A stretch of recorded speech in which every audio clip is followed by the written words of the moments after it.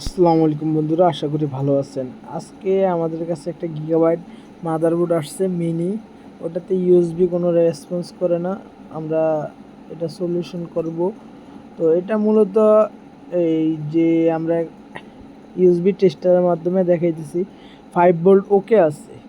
তো 5 ভোল্ট থেকে 2 পয়েন্ট কম কোনো সমস্যা নাই, কিন্তু এখানে ডাটা যেই লাইনটা ওটার ইম্পিডেন্স ভালো আছে। এর আগে একটা কাজ দেখিয়েছিলাম, ওটার ইম্পিডেন্স সমস্যা ছিল।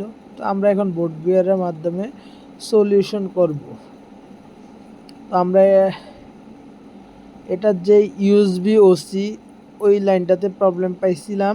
তো এখানে থাকার কথা 3.1 ভোল্ট, ওইখানে আসছে আমাদের অনেক কম।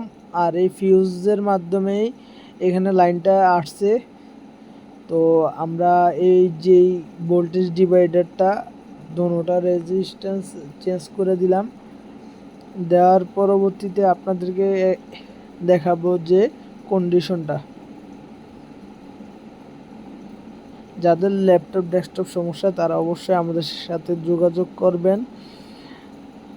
এখানে এই যে আপনার ভোল্টেজ দেখতে পাইতেছেন যে 0.7। তো এখন আমরা দোনোটাই চেঞ্জ করার পরবর্তীতে এখন আমরা দেখাবো যে মাদারবোর্ডের ইউএসবিটা কাজ করে কিনা। এই যে আপনারা দেখতে পাইতেছেন যে ইউএসবিটা কাজ করে। এই যে ইউএসবিটা নাম লক এবং এন্টার দিলাম। তো আমাদের এখন বায়োসে চলে আসবে। তো যাদের ডেস্কটপ সমস্যা তারা আমাদের সাথে যোগাযোগ করবেন। দেখা হবে নতুন একটি ভিডিওতে। ভালো থাকবেন। আর কুরিয়ারের মাধ্যমেও কাজ পাঠাতে পারবেন। আল্লাহ হাফেজ।